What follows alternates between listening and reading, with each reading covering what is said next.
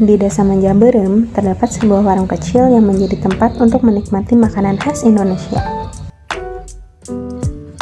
Kue yang terbuat dari beras dan kelapa ini disajikan secara sederhana dengan rasa autentik yang menggugah selera. Inilah surabi, warisan kuliner Indonesia dengan kelezatan yang tidak terlupakan. Assalamualaikum warahmatullahi wabarakatuh. Selamat pagi teman-teman semuanya. Jadi sekarang aku udah ada di Kampung Menjaberem, tepatnya di depan SDN Cijati 1 dan 2. Nah, di belakang aku ini ada penjual surabi yang katanya itu enak banget. Nah, sekarang aku mau cobain surabinya dan mau tanya-tanya sedikit ke penjualnya. Kita langsung aja ke videonya. Ibu Pupun merupakan seorang penjual surabi berusia 45 tahun yang sudah berjualan dari sekitar tahun 2009 hingga sekarang. Dulunya bukan ibu, si nenek. Ibu mah cuma ngebantuin. Nah, si nenek udah nggak ada si abahnya, baru sama ibu bareng. Nah, si nenek capek diganti sama ibu, udah 5 tahun lah.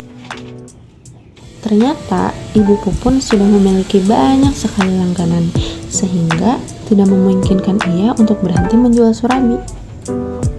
Soalnya mau berhenti nggak boleh sama pelanggan, nggak boleh diganti sama kompor gas. Jadi pengennya dibakar aja. Setiap minggu gitu atau seberapa sering gitu?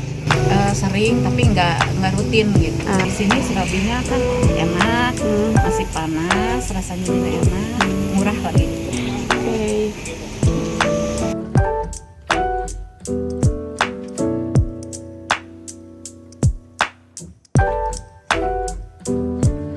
Ibu Pupun berjualan mulai dari pukul 5 subuh sampai pukul 8 pagi setiap harinya.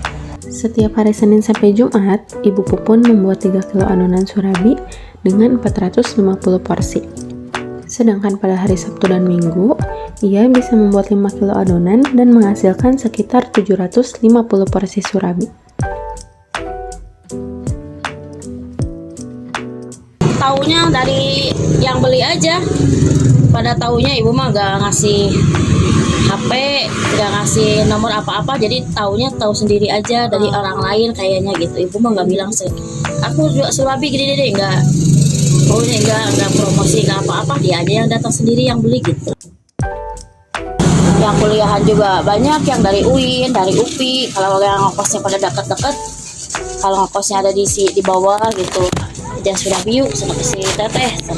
Yang di mana, yang di atas gitu. Gak semua orang tua gitu, anak muda juga banyak yang suka surabi gitu.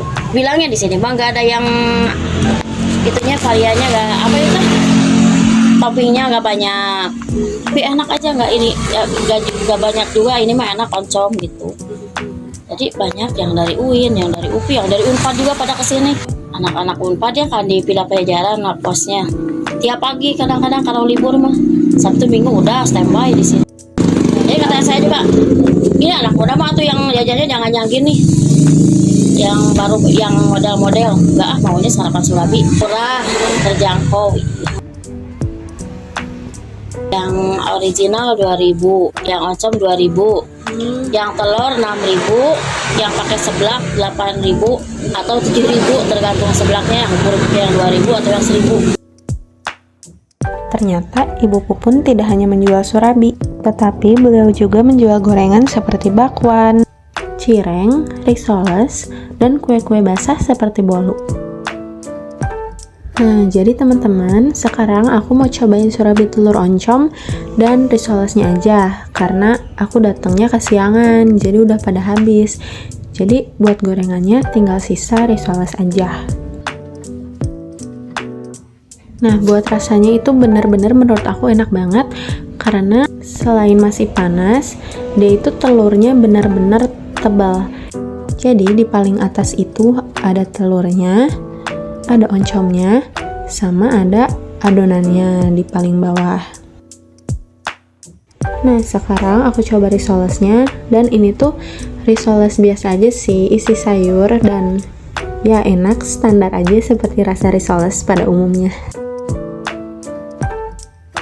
Nah, teman-teman, tadi kita sudah sedikit membahas nih tentang surabi buatan Ibu Pupun. Kira-kira teman-teman tahu nggak sih sejarah surabi itu seperti apa? Nah, jadi teman-teman, surabi itu berasal dari Indonesia dan telah dikenal sejak zaman kerajaan di Nusantara. Nama surabi sendiri berasal dari bahasa Jawa kuno yang mengacu pada proses pembuatannya, yaitu mencorongkan adonan ke dalam cetakan atau wadah yang disebut serabi atau sarubi dalam bahasa Jawa. Surabi, sepotong pancake Indonesia dengan rasa dan aroma tradisionalnya, memiliki akar yang dalam sejarah kuliner Nusantara. Berawal dari zaman kerajaan, surabi telah menjadi bagian tidak terpisahkan dari warisan kuliner Indonesia. Nah, jadi sejak ratusan tahun yang lalu, surabi itu telah dikenal sebagai cemilan favorit yang dibuat dari adonan beras atau kelapa parut yang dipanggang atau digoreng di atas tungku tradisional. Awalnya, surabi itu disajikan dengan cara yang sederhana, hanya dengan gula merah dan kelapa parut sebagai toppingnya. Namun, seiring berjalannya waktu, variasi surabi itu semakin beragam dengan tambahan seperti telur, oncom, kerupuk seblak, pisang, coklat, keju, dan berbagai rasa lainnya. Surabi bukan hanya makanan khas, tetapi juga simbol keberagaman Indonesia.